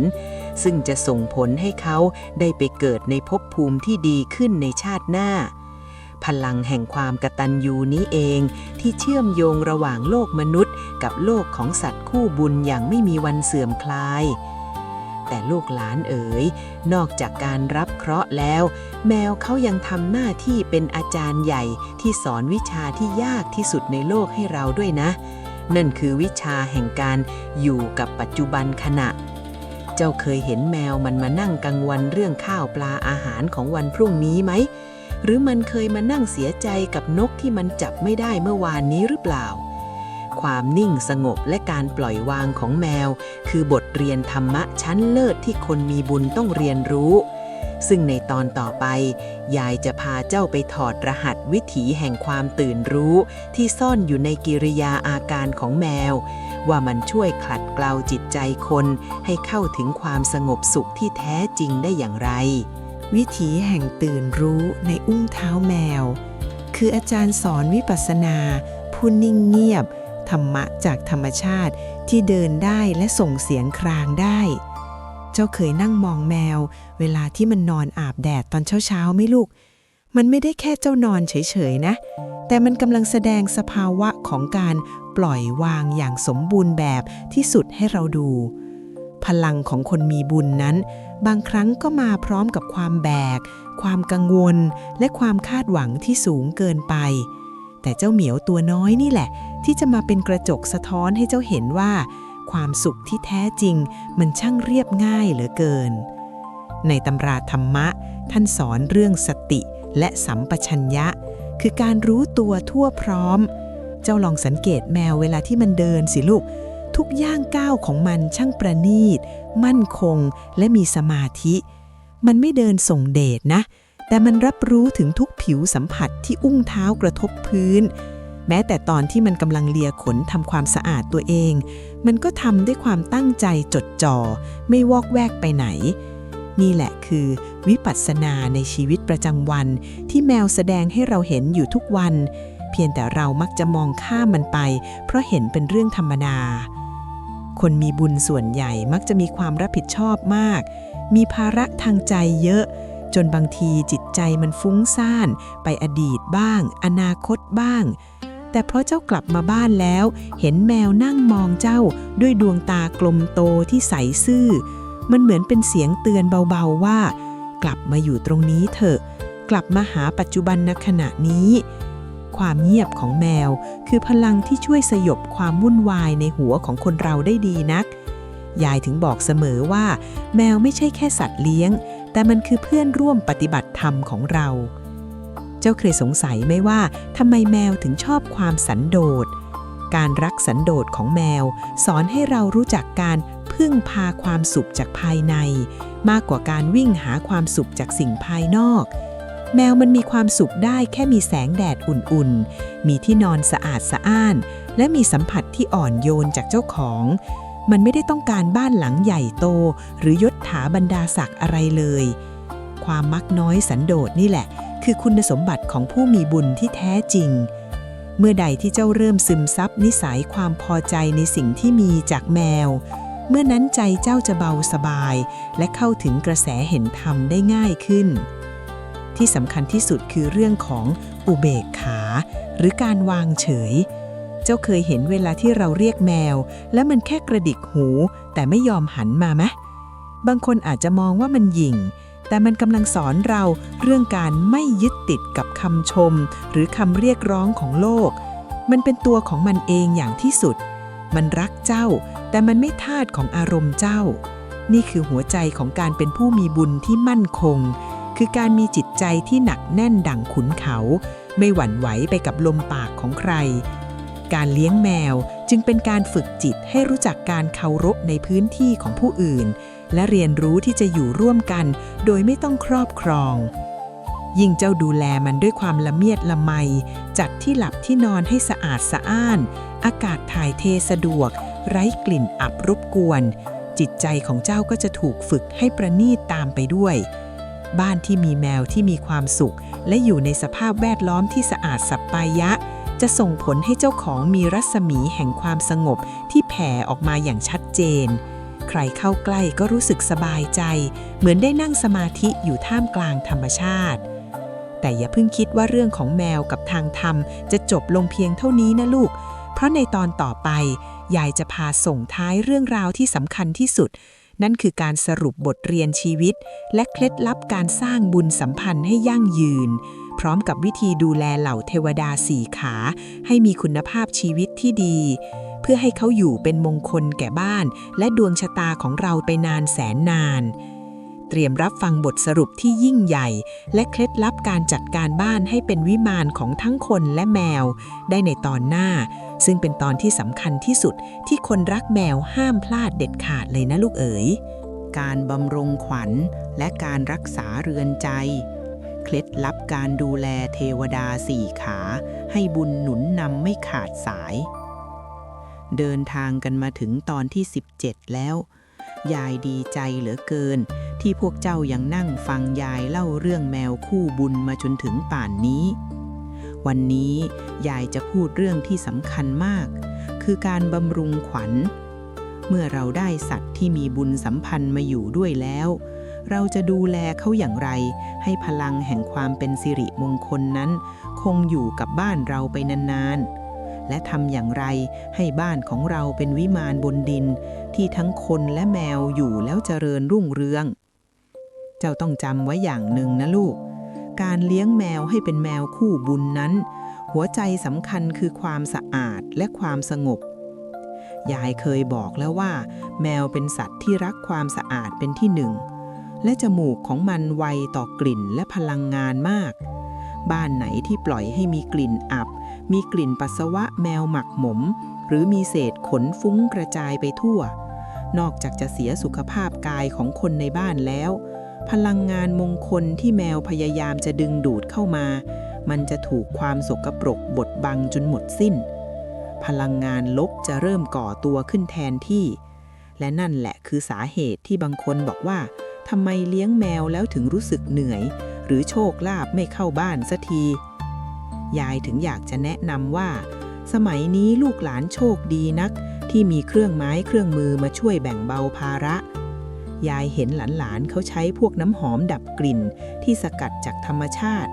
หรือสเปรย์ที่ช่วยย่อยสลายกลิ่นเหม็นที่ต้นเหตุได้โดยตรงเจ้าพวกนี้ดีนักนะลูกเพราะมันช่วยให้บ้านมีกลิ่นที่สะอาดสดชื่นเหมือนกลิ่นดินหลังฝนตกใหม่ๆพอกลิ่นสะอาดใจคนก็สงบแมวก็ไม่เครียดเมื่อแมวอารมณ์ดีเขาก็จะขยันเรียกทรัพย์ขยันเฝ้าบ้านให้เราอย่างเต็มกำลังหรือแม้แต่เรื่องขนแมวที่หลุดร่วงไปตามซอกมุมบางทีไม้กวาดธรรมดามันเอาไม่ออกหรอกลูกยายเห็นเขามีเครื่องดูดฝุ่นรุ่นใหม่ๆที่แรงดูดมันมหาศาลดูดเอาเศษขนและไรฝุ่นเล็กๆที่มองไม่เห็นออกไปได้เกลี้ยงเกลาพอบ้านไร้ฝุ่นไร้กลิ่นอากาศในบ้านก็เบาสบายเจ้าจะรู้สึกได้เลยว่าเวลาเจ้าสวดมนต์หรือนั่งสมาธิจิตใจมันจะสงบนิ่งได้ไวกว่าเดิมเยอะเลยเชียวละลูกอีกอย่างที่สำคัญคือที่หลับที่นอนของเขาลูกหลานเอ๋ยการให้ที่พักพิงที่อบอุ่นและนุ่มสบายแก่สัตว์ที่ไม่มีทางสู้คือการสร้างวิหารทานเล็กๆในบ้านเราเองนะยายเห็นมีที่นอนแมวแบบที่เป็นทรงอุโมงค์หรือเบาะนุ่มๆที่ทำจากผ้าใยธรรมชาติมันช่วยให้แมวรู้สึกปลอดภัยเหมือนอยู่ในครรภ์แม่เมื่อเขานอนหลับเต็มอิ่มพลังชีวิตเขาก็จะแข็งแรงและพลังชีวิตที่สดใสของแมวนี่แหละที่จะแผ่ออกมาเป็นรังสีแห่งความสุขปกคลุมไปทั่วบ้านเจ้ายิ่งถ้าเจ้าเลือกอาหารที่มีคุณภาพดีให้เขากินอิ่มนอนอุ่นร่างกายแข็งแรงแววตาของเขาจะใสซื่อและมีพลังนี่คือการบ่มเพาะเนื้อนาบุญสี่ขาที่จะส่งผลให้ชีวิตเจ้ามั่นคงและมั่งคั่งขึ้นอย่างแน่นอนทีนี้ยายมีเรื่องอยากจะวานลูกหลานหน่อยนะจ๊ะฟังยายมาหลายตอนแล้วเจ้ามีเรื่องราวของแมวคู่บุญที่บ้านเจ้าบ้างไหมหรือเลี้ยงแล้วชีวิตเปลี่ยนไปยังไงบ้างยายอยากให้พวกเจ้าช่วยกันเขียนบอกเล่าลงในกล่องข้อความข้างล่างนี้หน่อยนะลูกนะแบ่งปันเรื่องราวความน่ารักและปาฏิหาริย์ที่เจ้าเจอมาเพื่อเป็นวิทยาทานให้คนอื่นได้เห็นถึงอานุภาพแห่งความเมตตาแล้วถ้าเห็นว่าเรื่องที่ยายเล่ามีประโยชน์ก็ช่วยกันบอกต่อหรือส่งต่อเรื่องราวนี้ไปให้เพื่อนฝูงลูกหลานคนอื่นได้รับฟังด้วยนะจ๊ะถือว่าเป็นการสร้างบุญด้วยการให้ธรรมะเป็นทานร่วมกับยายจะได้มีกำลังใจมาเล่าเรื่องดีๆให้ฟังต่อไปเรื่อยๆการดูแลแมวให้ดีไม่ใช่เรื่องฟุ่มเฟือยเลยลูกแต่มันคือการลงทุนในความสุขและการสร้างบารมีเมื่อเจ้าจัดสภาพแวดล้อมให้สะอาดสะอ้านมีอากาศที่บริสุทธิ์ มีกลิ่นที่หอมรื่นรมและมีที่ทางที่เหมาะสมให้เขาได้ใช้ชีวิตอย่างมีความสุขสิ่งเหล่านี้จะย้อนกลับมาหาเจ้าในรูปแบบของสุขภาพจิตที่ดีความคิดที่ปลอดโปร่งและโชคลาภที่ไหลเข้ามาไม่ขาดสายเหมือนที่โบราณเขาว่าบ้านสะอาดเทวดาอยู่สัตว์มงคลมาพักซึ่งในตอนสุดท้ายที่กำลังจะถึงนี้ยายจะมาสรุปบทเรียนทั้งหมดที่เราคุยกันมาเพื่อให้เจ้าได้เห็นภาพรวมว่าสุดท้ายแล้วการที่มีแมวมาอยู่ด้วยนั้นมันเปลี่ยนชะตาชีวิตของคนมีบุญไปสู่จุดสูงสุดได้อย่างไรเตรียมใจรับฟังบทสรุปที่ลึกซึ้งที่สุดในตอนหน้าซึ่งเป็นตอนอวสานของเรื่องนี้ได้เลยลูกเอ๋ยบทสรุปแห่งสายใยบุญเมื่อแมวคือกระจกวิเศษที่นำทางเราสู่ความสงบสุขที่แท้จริงมาถึงตอนสุดท้ายกันแล้วนะลูกหลานเอ๋ยขยับเข้ามาล้อมวงใกล้ๆยายอีกครั้งเป็นครั้งสุดท้ายสำหรับเรื่องราวของแมวคู่บุญนี้ยายเล่ามาทั้งหมด17ตอนเจ้าคงพอจะเห็นภาพแล้วใช่ไหมว่าเจ้าสี่ขาหน้าขนที่เดินนวดไปนวดมาในบ้านเจ้าน่ะเขาไม่ใช่แค่สัตว์เลี้ยงธรรมดาแต่เขาคือครูคือเพื่อนและคือเทวทูตที่เบื้องบนส่งมาเพื่อขัดเกลาจิตใจของคนที่มีต้นทุนบุญให้สูงยิ่งขึ้นไปอีกหัวใจสำคัญที่ยายอยากให้เจ้าจดจำไว้ให้มั่นคือคำว่าศีลเสมอกันการที่แมวเลือกมาอยู่กับเจ้าหรือการที่เจ้ามีใจเมตตาจะโอบอุ้มชีวิตเล็กๆชีวิตหนึ่งไว้มันคือเครื่องยืนยันว่าในตัวเจ้ามีเชื้อแห่งความดีมีเชื้อแห่งความเมตตาที่บริสุทธิ์อยู่เมื่อความเมตตาในใจเจ้าทำงานมันจะดึงดูดสิ่งที่เป็นมงคลเข้ามาหาตัวเจ้าเองโดยไม่ต้องร้องขอแมวทำหน้าที่เป็นเพียงแม่เหล็กที่ช่วยเร่งกระบวนการนั้นให้เร็วขึ้นโดยการช่วยปรับจูนพลังงานในบ้านให้สงบช่วยเตือนภัยด้วยสัมผัสพิเศษและช่วยเยียวยาจิตใจเจ้าด้วยเสียงครางที่เปี่ยมไปด้วยความรักเจ้าได้เรียนรู้แล้วว่าความนิ่งของแมวคือการสอนสมาธิความกตัญญูของแมวคือการสอนเรื่องการตอบแทนคุณและการที่แมวรับเคราะห์แทนเจ้าคือการแสดงอานุภาพแห่งความผูกพันที่ก้าวข้ามภพชาติทั้งหมดนี้มันนำไปสู่บทสรุปเดียวคือการอยู่กับปัจจุบันอย่างมีสติและมีความสุขคนที่มีบุญที่แท้จริงไม่ใช่คนที่ร่ำรวยล้นฟ้าหรือมีอำนาจเหนือใครแต่คือคนที่สามารถมีรอยยิ้มได้เมื่อเห็นแมวนอนหงายท้องอย่างปลอดภัยในบ้านของตัวเองคือคนที่ใจนิ่งพอจะลูบหัวสัตว์เลี้ยงด้วยความอ่อนโยนแม้ในวันที่โลกภายนอกจะวุ่นวายเพียงใดยายอยากฝากไว้เป็นข้อคิดสุดท้ายนะลูกนะชีวิตคนเรามันสั้นนักวันหนึ่งเราก็ต้องจากโลกนี้ไปสิ่งที่เหลือติดตัวเราไปได้มีเพียงแค่บุญและบาปและความรักที่เราเคยหยิบยื่นให้ผู้อื่นรวมถึงสัตว์โลกผู้ยากไร้ด้วยหากวันใดที่เจ้าเหมียวคู่บุญของเจ้าต้องเดินทางกลับสู่สวรรค์ไปก่อนแล้วอย่าได้เสียใจจนเกินงามเลยลูกให้เจ้าขอบคุณเขาที่ครั้งหนึ่งเขาเคยมาเป็นส่วนหนึ่งในเส้นทางบุญของเจ้าและจงจดจำบทเรียนแห่งความรักที่ไม่มีเงื่อนไขที่เขาเคยมอบให้เอาไว้ในใจเสมอการที่เราเลี้ยงแมวให้สะอาดดูแลเขาให้ดีจัดบ้านให้ร่มเย็นเป็นสัปปายะมันคือการฝึกฝนจิตใจเราให้มีความประณีตเมื่อใจเราประณีตการกระทำเราก็ประณีตคำพูดเราก็ประณีตและนั่นแหละคือวิถีแห่งคนมีบุญที่จะนำพาความเจริญรุ่งเรืองมาสู่ชีวิตเจ้าอย่างถาวรยายขออาราธนาคุณพระศรีรัตนตรัยและสิ่งศักดิ์สิทธิ์ทั้งหลายรวมทั้งแรงบุญเมตตาที่พวกเจ้ามีต่อเหล่าสัตว์สี่ขาขอให้ช่วยปกปักรักษาลูกหลานทุกคนให้มีความสุขกายแข็งแรงใจรุ่มเย็นมีโชคลาภไหลมาเทมาดั่งน้ำหลากและขอให้เจ้าเหมียวทุกตัวในโลกนี้ ได้รับการดูแลที่อบอุ่น และมีชีวิตที่ผาสุกไปพร้อมๆกับเจ้าของที่เป็นคนมีบุญอย่างพวกเจ้าทุกคนนะลูกนะ เอาล่ะ เรื่องเล่าของยายมะลิในวันนี้คงต้องจบลงเพียงเท่านี้ก่อน